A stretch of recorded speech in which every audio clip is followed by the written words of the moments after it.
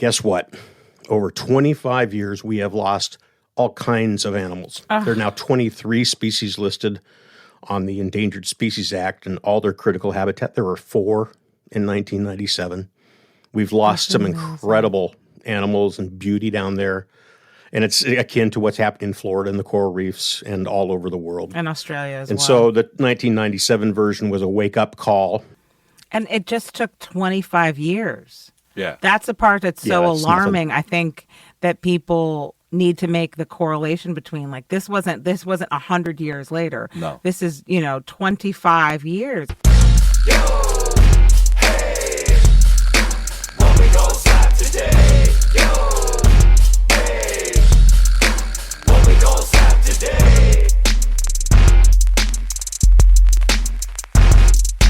Hey, welcome to Slap the Power. Slap it back. That's right. The world may not need another podcast, but it definitely needs a slap in its huge face. That's right. And its huge face. That's right. We are so stoked today on the show.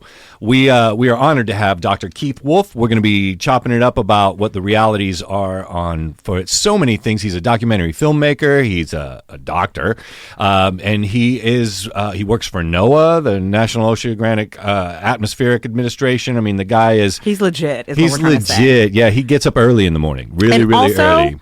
Also, I think one of the best things about this conversation was how hopeful it was. Yes. I don't know about y'all, but I have been down this climate change rabbit hole where I'm like, we're all doomed. We might as well just bucking out up in here because our days are numbered. Yep. And he definitely made me feel like, okay, all is not lost. Great innovations are being made. And he made a wonderful point that we need to know what these innovations are. So if we know what these innovations are, we know what to look for, we know what companies to support. So he is great at giving you a deep dive of what is actually working and why the things that aren't working. So Please stay tuned because it is chock full of just wonderful little nuggets of information that I think everyone needs right now. Amen. And also on the show today, we're going to make sure to hit our segment Tour Stories.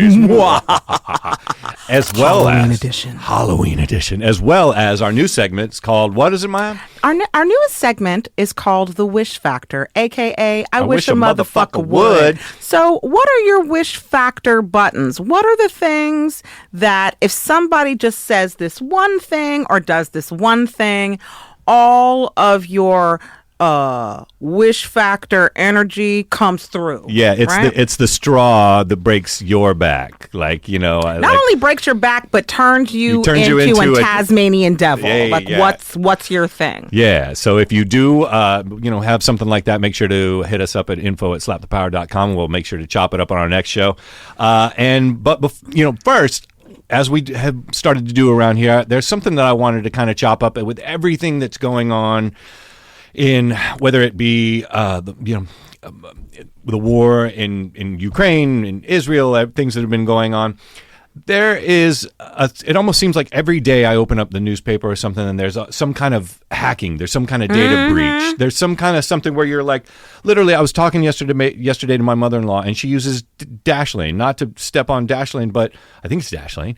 And then that got hacked. So they just had the one with the 23andMe one, and that affected a whole lot of people. And I have to say, this is when I have to apologize to my father, Ernest Sykes III. I am very, very sorry because a few years ago, I wanted to get him one of those for his birthday. 23andMe? Yeah, I was either going to do that or Ancestry.com. Yeah. And my dad was like, absolutely not, because they can access your information and then the government now has access to your information. I was like, Dad, that's ridiculous. Meanwhile, this 23andMe hack, who did they hack? Mostly Ashkenazi Jews. Just saying. Yeah. So more than 7 million 23andMe customers were the victims of a data breach. The hackers specifically targeted users of Ashkenazi Jewish ancestry, and it includes their profile photos, genetic ancestry results, date of birth, and geographical location. And it's giving this to me. Yeah, it's exactly. It's giving bombastic side eye. Yeah, it's giving bombastic side stroke eye. Like you can't. Are you serious? Yeah. And also it's just such a slap in the face how stupid you think we are. Really? You targeted 77 million people and looked for what the Jewish folks was doing. Come on now. Yeah, it just seems like... While we in the middle of a Middle Eastern war. Yeah, but it's funny you said that about your dad, and because... my dad, he comes from I won't out him too much, but he definitely comes from gangster adjacent upbringing. We'll call them carnival like adjacent type individuals. And I remember when I was like, Dad, I want to do 23andMe, and he was like, yeah, nah. My dad was like, absolutely not. And I was like, why not? And he was like, well, you're uncle, and let's just leave it at that. And I was like, hey man, but now my dad's looking like a fucking soothsayer. Because basically he was like, why are you gonna snitch on your own self? That's right. Genetically. And I was like, you know what, I can't be mad at that. That has valid points, clearly. Sure, apparently, yeah, and I can't keep my passwords in a password keeper because then the password keeper is going to get hacked. So that's one thing I've never done, and I think that I get this from my mother. My mom is old school. Write it down. That. Yeah. And in pencil. Yeah. That's my mother-in-law. Yeah. My mama she always writes the passwords down in a code book, and she calls it the Code Bible. Yeah. And she's like, bring me the Code Bible. And I'm like, all right. And so I've adapted that. I still keep a little day planner with all my written, like I write out all my dates. I've written out all the important phone numbers I need to know, because who remembers a phone number? Right. Nah, sure. At all. I don't at all. So I was like, when it goes down, yeah, exactly. Your girl's got a calling card and written things. Yeah, hey, I've come to understand the benefit of writing things down in so many ways. Like you see and what I do is I'll transfer it, but the writing it down is definitely a process. I remember hearing Obama say the same thing.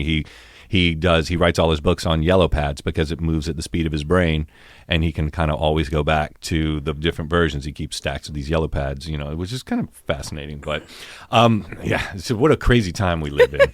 But I do, because it's worth it. Our guest today, Dr. Keith Wolf, this man actually needs a little bit of a setup. So you and I were talking, the IPCC report just came out, and there are 9 markers that sort of say, and have been kind of going on for a long time with regards to climate, that say if all 9 of those are ticked, we're just beyond. We're gonna die. We're gonna die, exactly. And right now, six of the 9 are already been ticked, and 7 and 8 are headed in the wrong direction. So it was one of those things where it felt like, there's so many important things to kind of talk about. How did climate somehow become down the list? And so we wanted to make it and try and make it something that was really, really artful and appealing. And that's where Dr. Wolf, as a documentary filmmaker, brings to the table sort of the artistic brain as well as the scientific brain. And but I did want to say kind of put a couple of things down. So for Keith, a little bit of setup for him. At present, he holds a specialized Endangered Species Act contract position with the U.S. Department of Commerce. Ever heard of him? And then also the National Oceanic Atmospheric Administration fisheries, which is, that's a big deal. But and in this capacity, he's also a member of the West Coast Climate Team. And finally, as a NOAA ambassador, he educates students about the imminent threat and pressing importance of global climate change. He also is recognized for his filmmaking accomplishments. For more than 30 years, he and his colleagues have been dedicated to investigative documentary production. Their work includes shedding light on nocturnal shark behavior in the French Polynesian islands, which we ask him about, which is fascinating. Super fascinating.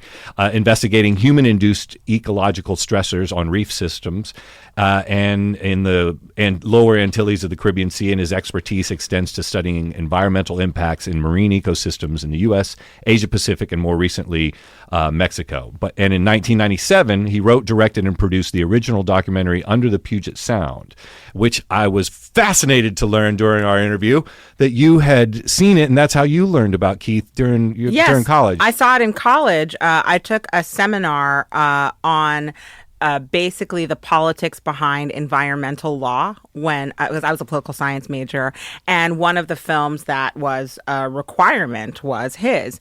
And And at the time, the presidential election was about to happen. So Gore had written his now famous book, was still a paper. Yeah. And it was published at Yale. And so you could go into the Beinecke Library and read excerpts of the paper that were available. You could do it there and at the law library, if I'm not mistaken. But at any rate, that film was one of the films that was used. And it was specifically done because of the way they shot. So people know about the Puget Sound and what it does, but people didn't really know its beauty underneath. And one of the things that he talked about specifically with us was how much that's changed in 25 years, which I found fascinating. But I specifically remember he picked that area because it's so beautiful and unknown. And when you know what you're fighting for, you want to fight for it harder. Yeah. So I think that especially in our debate of climate change, you can step outside your door and know that it's hotter than it's ever been. The weather's weird. We've got a lot of things happening.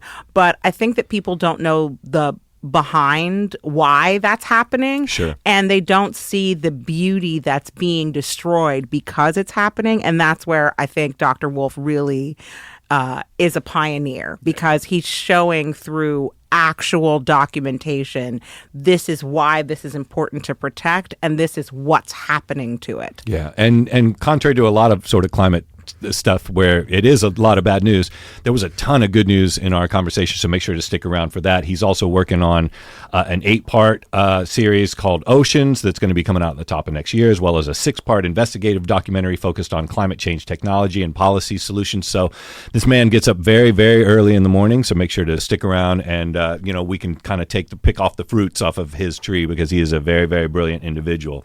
So stick around for that after the break, and thank you guys for tuning in.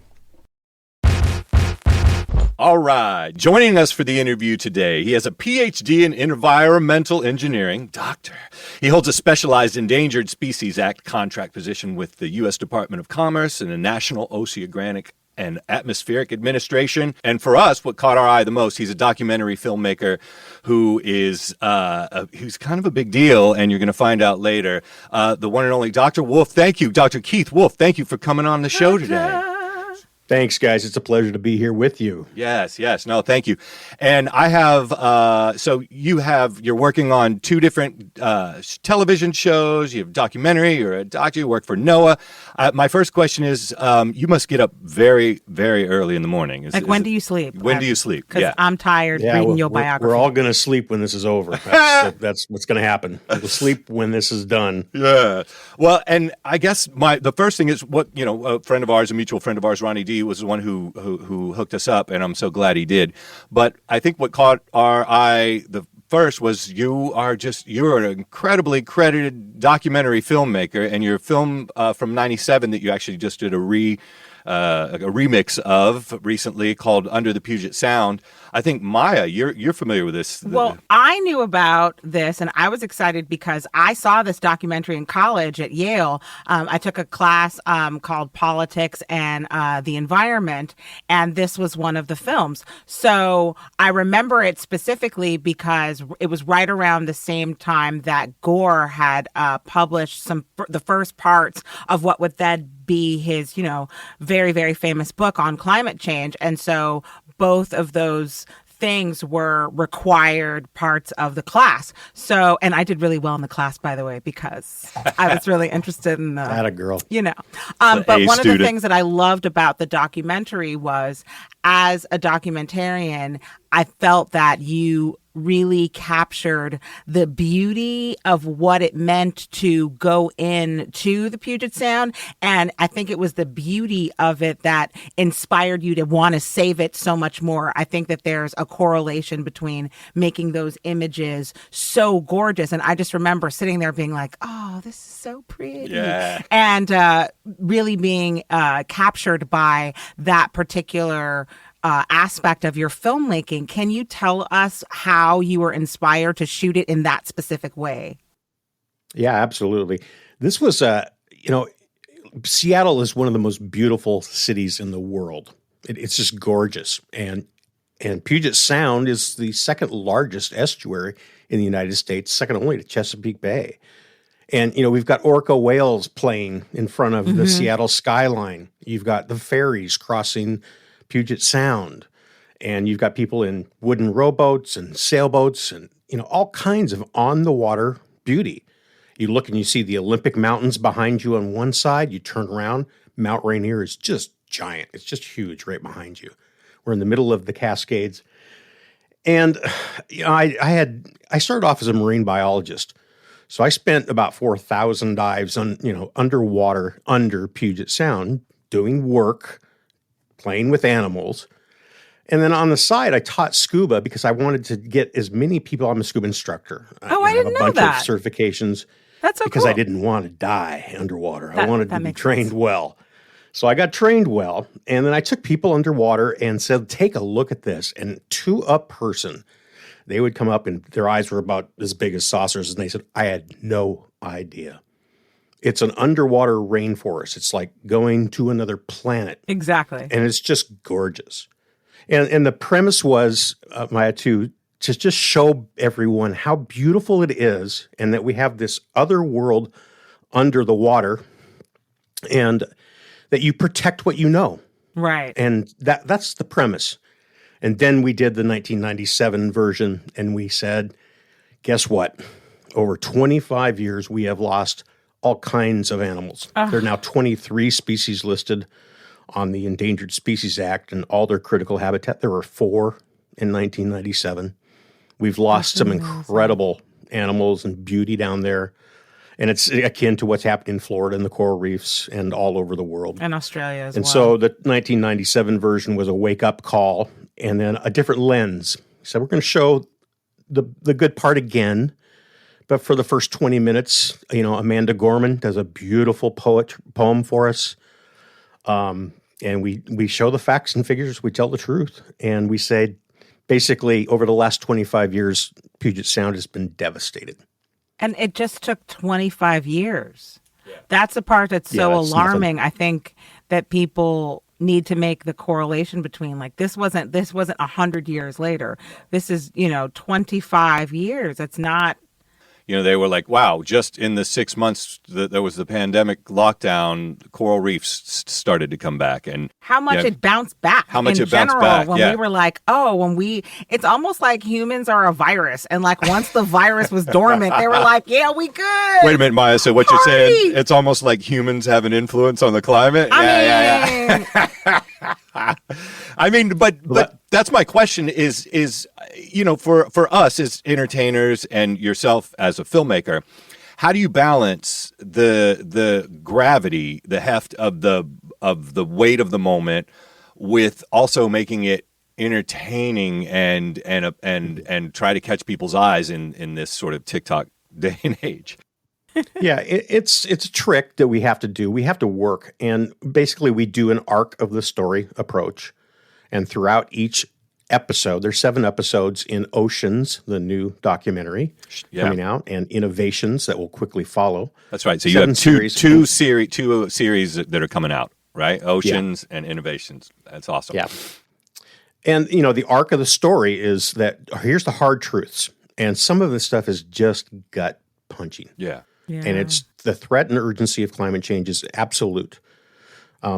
We've talked a little bit in the past about ecological tipping points. Yeah. And you mentioned, the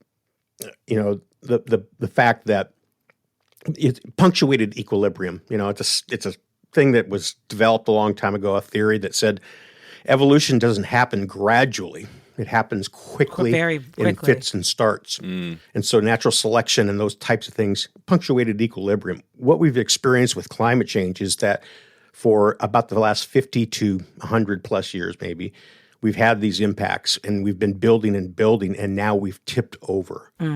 Normally things are on a knife edge and they go back and forth, and that's the way things are supposed to happen. That's part of the Earth's dynamic processes. Yeah. But climate change, we just pushed and pushed and pushed too far. Oceans is a great character because the oceans absorb 90+% of the heat held in by greenhouse gases. And that's a good thing because they mediate. The ocean mediates. The ocean's a big place. Yeah. You can actually go on Google Earth, and if you turn the Earth at just the right angle, you can see just ocean. Mm-hmm. So you have a little bit of Australia down in one corner, a little bit of Alaska up in the other, but you could barely see it. It's all ocean. That's just the Pacific. Yeah, yeah. So we do it through beauty, through showing the beautiful parts of the ocean and the beautiful parts of the world that are threatened. And then we talk about hope and solutions through the arc of every episodes and through the series. We end with solutions and hope every time. And Innovations is about that. Innovations is the hard-hitting, okay, here's the real thing about carbon capture and sequestration. Here's the real deal about geothermal and how all these things will come together. And then we really do talk a lot about the youth and the next generation. And something that kind of struck me that someone said to me recently was, we were talking to a large group and talking about the kids. And I've got a couple hundred kids that we teach. And we teach them climate change and the whole thing. And we said, well, we left you with this. Mm-hmm. We did this. I'm from a generation. Mm-hmm. We did this. We had this period of inaction where we should have been doing a lot of things, and we didn't. And so we apologize, and then we empower this youth generation and provide them the information, the technology, the understanding, and push them forward so that they will, as decision makers, make much better decisions than we do. Yeah. But what someone said to me was, well, wait a minute. This is happening to me too. Right. My generation. Yeah. And that's directly true. Because if you want to experience climate change now in its extreme, just go open your door and walk outside. Just go to Miami. Right? Before it go. Just go to Miami. That's right. No, she's still here. Yeah, well, exactly. Because speaking of 50 years, I mean, what's your real? I mean, this is something where I saw an article in Rolling Stone a while back. It was maybe 10 years ago or whatever, where it was geoengineers or structural engineers that were saying, okay, look, you had hurricane that went through New Orleans and Louisiana, and we can redo the dams, and we can do a lot of stuff, and we can put a U around Manhattan, but we can't do anything about Miami because it's only been a city for 120 years. It's built on lime rock, and that's why during a perfectly clear day it floods 3 feet, and then it's rising seas to the east and rising swamps, if you will, or encroaching swamps, if you will, from the west, and I feel like that shortening of the time frame, right? It used to be when Al Gore was a turn. It was like if you're putting figures out there that are for 2100, our generation is kind of like, okay, well, we'll be dead. We'll be dead. Make sure my stock portfolio stays up. But now you have children that are like, yo, we're going to be alive in 2050, and this stuff is looking bad. What's your on pulling the alarm? I know that with the climate report recently, it was almost 8 of the 9 markers we've failed at. Right now on what climatologists set, and how do you keep the kids sort of understanding the imperative nature of it all? How do you also keep them not like extraordinarily angry? Pissed off. Yeah, climate anxiety is a big deal. It's a real thing, and I had one student that had to leave the classroom one day when we were talking about Bangladesh and the war and famine that's already happening and the mass migrations. But you referred to the IPCC report, the 6th report. That's the International Panel on Climate Change. And this is part of the Paris Accords that were agreement that were ratified by 196 countries. And so we've made significant steps forward in organizing ourselves around climate change. But if you read the IPCC reports and, you have the synthesis, you've seen it. It's code red. Yeah. And, from a timeline standpoint, Rick, I agree. The story isn't a good story if you say, well, in 2100, if you lead with that, you automatically lose your audience. Yeah. So we talk about 2050. Yeah. Now, we know we won't get there by 2050. But in fact, in Innovations, the very first episode, we forecast and we open scene 1, act 1 in 2050. And we ask ourselves, where are we now? What have we done?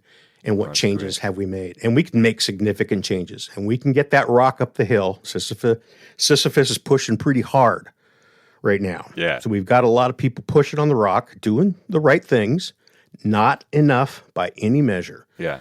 And we're not going to get that rock to the top by 2050, but we better have made some significant progress, or we talk about different things. We don't talk about threat and urgency anymore. We talk about a sixth mass extinction. And history teaches us if we listen and if we read and we pay attention. You know what's so interesting in saying when we lead with 2021, we lose half the audience? Why? That didn't used to be the case. It used to be that you thought of, but you used to think of the generations, even, making legacy. That used to be a thing that we did. When did that stop? You think the internet is what stopped it? Well, I think our brains are broken from a attention deficit standpoint. And so. Or maybe too much information? Yeah. I mean. I don't know. I just even remember a time when my grandparents said, I'm working hard to build this legacy, so it's not just for my kids, it's for my kids' kids. And I just wonder when our brains stop doing that. Yeah. I mean... I don't think that we have to talk about 2100. I think that it's good context because of the, here's the science part about this, because of the gas laws. And because of the rate of emissions that we're continuing to put, and we're still on the upswing. Yeah. And the gases, the 7 gases that make up the greenhouse effect, they're going to stay there a long time, even if we just shut everything down. And that's just physics. So, but again, if we aren't somewhere by 2050, if we cannot look back and say we have really moved ourselves, it's kind of like the story of solar power, right, and storage and wind. Electric 10 years ago, it was like, nah, no way. Now, the entire world is solar and is moving in that direction. In fact, I think it was by 2040, 93% of the countries are going to have solar, and it will be the cheapest energy on the planet. It makes so much sense. That's the thing about some of this, is that some of it makes so much sense and is so cost effective. You have to really look at who's behind kiboshing it and the whys. But the one thing that gives me any kind of hope at all is the technological advances that we've made. And it seems like technology is what's going to win this fight for us. So, okay, let's just start afresh. Can you break down some of the new emerging technology and how it's going to work and how it will be effective in this particular fight? Because I feel like we could give you a lot of labels and stuff, but child, I don't know. Yeah. I don't want to be like the APCT foe. Yeah, exactly. It be looking good because the scrub of the ocean. I don't want to be her when there's a doctor in the house. That's right. We're musicians. We don't know nothing. Break it down. I know how to clap on 2 and 4. Exactly. No, we're good. And I say this a lot, and it's true, is that we know what to do. And we have a good whack of the technology in place. So let me give you 3 or 4 quick ones that are really great and really going to help us. And it's not planting trees. It's cutting down trees, number 1, in the Amazon. We can't do that. There's a great documentary, My Friends Kiss the Ground, at Big Mountain Ranch there in California. And they just came out with their sequel called Common Ground. Okay. And it's basically regenerative agriculture, and if you don't till and you don't have to deep till your land, you can grow a lot better crops. You have a much higher profit side, and you actually have what's called soil. You don't have dirt. Dirt is dead. There's nothing alive in dirt. In soil, it's full. It's like our gut. It's full of great microbes doing all the right things. And they're capturing and sequestering carbon out of the atmosphere. Yeah. So that's one.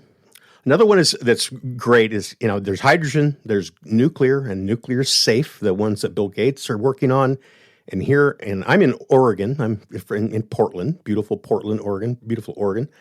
South of me, down in Eugene, there's a company that's building small nuclear plants that power small cities. And they use, molten sodium instead of water, and it works. And they're safe. We don't have to think about Fujiyama or whatever the one is in the big one there, and or the Hanford. I grew up around the Hanford Reach. And desalinization plants and things like that. Like, are they getting more the efficient? natural parts? Yeah, the natural part's really good. And then think about blue carbon. Blue carbon's a really good way to get into this discussion. That is the salt marshes, the near shore, and parts of the shallow parts of the ocean. So mangroves, marshes, they absorb hundreds of times more carbon than does a tree or even soils. Wow. So blue carbon, and it creates and we're also, the other blue thing we use when we're talking about the blues, we're talking about blue economy. That we know about. And these things are all linked, helping everyone's economy. Yeah. I'll give you one more that's really great. It's geothermal. If you drill down 6 miles into the earth, and it doesn't matter where you are on the earth, you hit hot granite. And that's all you need. So you take all the coal plants, you don't have to tear them down, you just convert them to steam, and you drill down 6 miles, and you hit that granite, and you've got it's like the sun. You've got a free source of energy. It's not going to go away, as long as the earth's here, as long as the sun, as long as we're, doing our trip around the sun, we're good. And as long as the planet's, holding together, then we have the geothermal. And the only challenge right now that they're working on is how to drill down that far. Wow. They can drill, okay. and we're close. We're not that far away. I also I remember seeing something, I think it was a Vice piece or something like that, where everybody kind of at this point knows about the Great Pacific Plastic Patch, but there was a kid or a group of kids, I think I want to say. I thought it was a project. I could be messing this up, but they were out of like Denmark or something, and they had figured a way to basically start almost netting up the microplastics. And part of that is where they're too small of particles, but they were getting to a certain degree a lot of the plastic out of there in an innovative way. Is that real too, or is that fake news? Yeah, it's a huge challenge because in the tide of climate change it's petroleum. Yeah. These are all Right, petroleum-based right. materials. Yeah. And I just looked today at the science behind the garbage patches, and I looked at where they all are, and there are thousands of them around the world. Yes. They're everywhere. Yes, they're everywhere. The two in the Pacific, one near Australia, one right off the California coast, are the size of Texas. Wow. And so we've got a problem, and if we convert and if we do energy change and we move off of fossil fuels, then we're going to solve that plastics problem too. But late stage just capitalism with, I even saw today, when you got oil companies buying up other oil companies, the only reason you're going to spend that much for another oil company is if you actually think you can still deal because you're in trying oil. to double down. Yeah, you're trying to buy, and even then plastic is the oil and gas industries. We learned from a previous episode we did, that's their backup plan. So it's almost you got it. Is it? And we know why. We know why. CEOs are still paid, the way they're paid, and they're paid for immediate results. This is, I think, the last gasp that we're going through. I think that we have informed the, we're now more climate literate than we ever have been. We're not all the way there. Yeah. And that's what that's why we're doing 7 episodes in Oceans. Sure. We're not going to do one. You can't do soundbite stuff on this. No. And this is such a nuanced idea. I've read and went to a lecture by Dr. Jared Diamond on the book Collapse. I don't know if you're familiar with that work, but his whole platform in that book is that he profiles societies and looks at how societies collapsed. And he has found that in pretty much every example that he looked at, there are 5 societal elements that contribute to a society's collapse.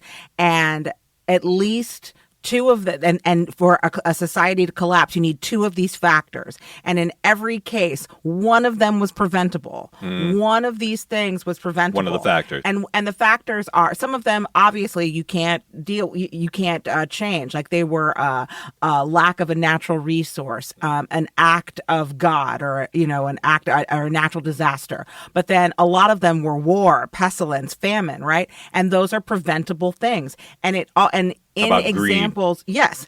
But in all of those elements, it showed how the warmongering aspects of the society led to the pestilence, or it led to the famine, or it led to the lack of the natural resource, or the over farming of this led to the pestilence and led to the famine. Copy that. So it was just so interesting to look at that book, because he also shows examples of societies that chose to succeed. And they all had to employ drastic measures that usually were a bit fatalistic, like had harsh bottom lines. It almost seems like in all the examples from that book, if you look at just and he profiled societies from over 4,000 years.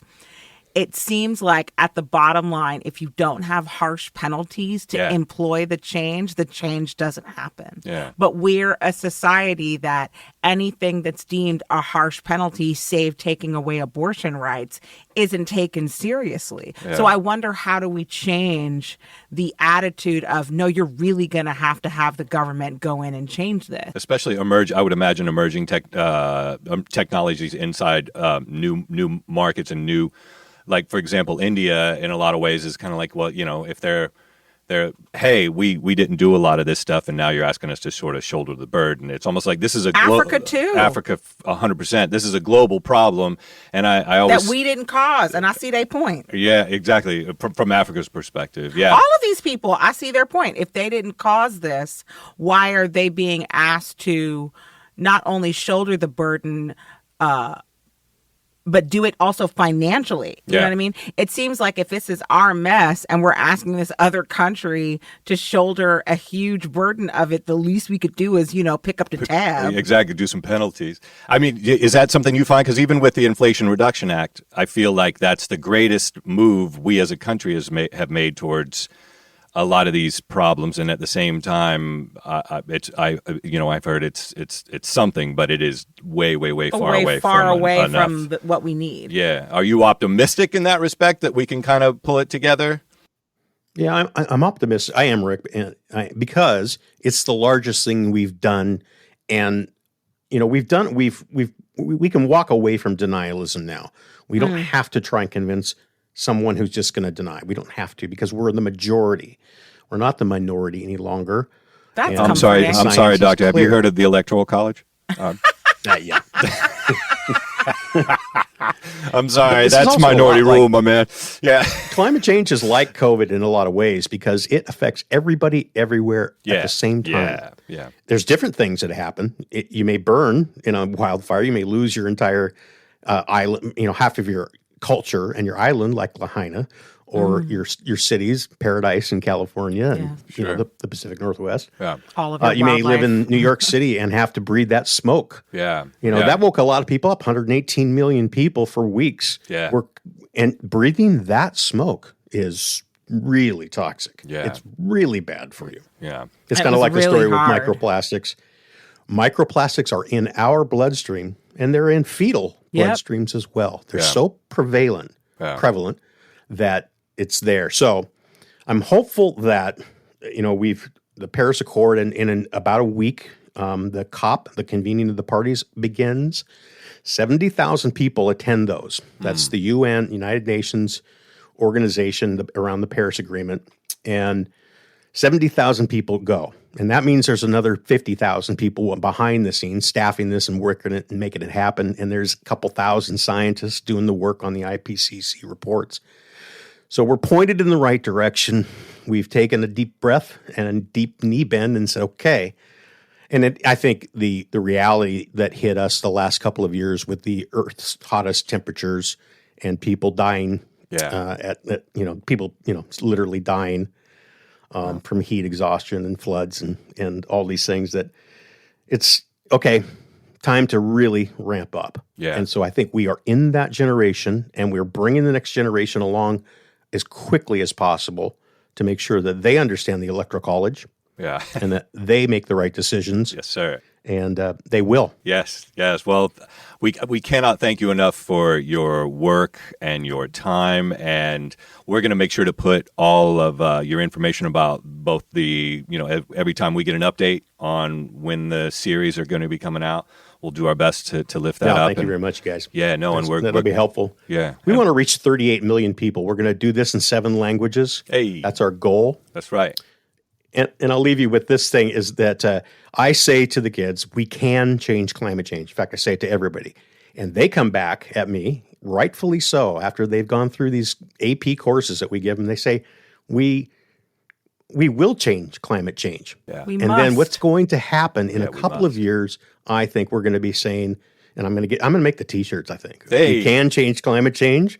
We will Yeah. change climate change. And the backside's going to say we are changing climate change. So I'm hopeful. Let's do it. Let's do a collab, and we can put the slap to power with the hand and the heart on it, because sometimes you do need some tough love. And so thank you again so much for leading the way. We are honored to have you on and appreciate it. And don't be a stranger. Make sure to keep us informed on everything you got going on. We'll do our best to lift it up. Also, please You're let us welcome, know and thank you when to you Oceans guys. debuts, because we would love to profile you again Yeah. and really delve into how we can distribute it to the masses, like what's the best platform to see it on. Once that's all actualized, we would love to be a part of the platform that helps get to the 38 million people. Yeah. The new trailer is out about a week and a half. The entire package is together. We're meeting with investors right now. I love it. And so here we go. Awesome.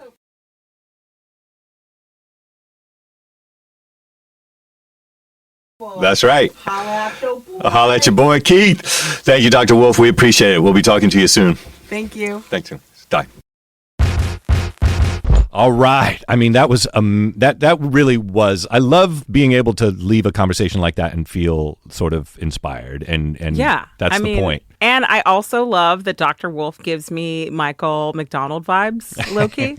So, like, don't you want to know about, like, your climate change from the dude who sang What a Fool Believes? You don't know me, I feel like, I'm your but I'm your brother. Exactly. Yeah. No, it's definitely. Dr. Keith got that sort of Michael McDonald He kind does. of smooth thing. And he's got a great microphone on his end, so he's used to doing these No, gigs. he was dialed in. He had, like, all the microphones. Did you see his studio? I Totally. was like, I'm jelly. I'm jelly. Yeah, I'm yeah, jelly. yeah. So before we get out of here, Maya, do you have a Toro story for us today? Of course I do. You Yes. absolutely know that I do. And I have one with my newest boss that I can tell you, because even though he's a wonderful boss, he didn't make me sign lots of NDAs. So I can tell you that his name is Billy Idol. Never heard of him. Yeah, he's pretty awesome. And we're currently actually doing our residency at the Cosmopolitan. So we'll be doing that through October. Hey. But one of the tour horror stories that I have, or my tour story, if you will, happened at this year at Cruel World. So, and this wasn't anybody's fault really, but we played with Billy Idol, and there was an electrical storm. So literally right after he sang Rebel Yell, there was a huge crack of lightning and we had to leave. Oh my God. Like, we had to evacuate and flee. I'm not even kidding. We had to, like, the entire festival got shut down because they were like, okay, if any of the lightning strikes a power line or whatever. So we literally get off and he's like, thank you, good night. And we hear like one of the other bands start, and then all of a sudden we hear this loud evacuation order. And it's like sirens, and it's an outdoor festival, and literally you just see huge, like, God was just throwing down lightning bolts, like, here Wow. you go, Here you here you go. go, Yeah. here you go. So we're literally scrambling to get out of there, and the other backup singer had to go to another event in Hollywood. Nobody'd come pick us up. We got dropped off there because there wasn't enough space for vehicles, so we had to meet at access points and then get driven there. So we had to find the access vehicle in the dark because they cut all of the power because everything was going to be an electrical storm, so they couldn't have any live power, right? So we're in the dark. It starts to rain. We're like running through like crowds and stuff. And shout out to Kent and Lawrence from Billy Idol's team, because Kent just like gangstered us into a vehicle. We were telling all the rest of the band, like, grab your stuff, let's go, let's just walk to transport, because we were trying to wait at the access vehicle point, and we realized there was no way they'd find us. So we decided to walk as a unit all the way to where we knew our cars were, but they only let 4 vehicles come in. One was the one that took the entire band. The other one was the one that took the backup singers, right? And then the other 2 belonged to Billy Idol. So they got Billy Idol and like his family and that kind of stuff out. And then we rode out with Kent, and Kent like rode us out like on some gorilla, like Indiana Jones style, like over the river and through the woods until we got out and we got on the freeway and he got us to Hollywood, and then I just Ubered home from Hollywood. But there was no way, had he not been there, we would have been completely screwed. Yeah. And it's one of those things where if those are kind of just acts of God, you don't know, you can't predict anything like that. But one of the things that will save you if you're in that moment is great management from who you're working with. So shout out to Billy Idol and his entire team, because they really, they saved the day on that one. Amen. And touring is such a variable thing. If you have, any of our friends out there, if you've got, any kind of tour stories, go ahead and email us at info@slapthepower.com, because we love them. I've got tour stories for days, so make sure to check in next. We're saving them for each episode. It's going to be our first coffee table book. Let's keep it a buck. We're going to be like Slap the Power presents tour stories, the coffee table book. And we're just going to have pictures. Yep. We're going to change the names so we don't get sued. That's right. And before we get out of here, in our newest segment, and it's called I Wish a Motherfucker Would. Do you have anything that you wish a motherfucker would do? I do. So I'm sort of, Los Angeles is my favorite city, and everybody knows that. And like a lot of places, if I was going to be homeless, I would probably, or experiencing homelessness, the unhoused. I would be doing it in Los Angeles, because it's just a beautiful place. The weather, but it's also the home of we've done a lot of porn here in our city. Our good shout out to Van Nuys. And, we kind of were the heaven or the home of porn for so long, outside of Los Angeles and such. San Fernando Valley was giving it to you. San Fernando Valley. So I'm taking, my girl has a session in the middle of Hollywood. We're a one-car family right now because her car got stolen. It's a whole long thing. So I'm driving her. She's about to get out. There's a dude who's standing in front of the door that she needs to go into at the studio I'm dropping her off at in Hollywood, and he's jerking off in front of the door. Of course he is. You're just sitting there, just pleasuring himself and everything. And so she's like, well, I can, go in, and I don't want you to get in a fight. And I was like, I wish a motherfucker would come at me, because no. So I walked her to the door, and the guy stops, kind of playing with himself inside his pants, and then she goes to kind of get in the door, and the guy's like, hey, do you know where I can get a job in the porn industry? And I'm thinking to myself, this man is definitely tweaked on the sexual side of whatever neurons he got that was, he's over-sexualized or whatever. And I was like, no, I don't, bro. He's like, I need a job. I'm looking for a job in the porn industry. And I was like, okay, man. He sticks his hand out to shake, like put it out there. Yeah. And I'm like, nah, bro. And so, I, in case he was going to do anything to my girl or anything like that, I was sort of ready to go at it. But luckily it didn't go down. So, I didn't have to. I just fuck around and find out. That's all I gotta say. Wait, I just want to just briefly put a pin in the audacity of this man. Yeah. Like, that went from, okay, I know that some people some people that are experiencing homelessness at this moment are also not dealing with, like they're a couple tacos short of a combination. Hey. And it sounds like my man's was on that train. Yep. But the actual audacity of you two have just had your hand in your nether pants. region. and be like, pull it hi, out. I'd like a job. How you doing? Yeah. Nah, player. Nah, that's not how it goes also, down. Wouldn't you want to be jerking off at the AVN Awards? Like, why don't you go to Source, my bro? Like, know your audience. You know what I'm saying? Yeah. Read the room, bro. Wow. Yeah, so if you've got if you've got something that you're like, no. What is your wish factor? What is your wish factor? Where's the line? Make sure to hit us up in the comments, hit us up at info@slapthepower.com.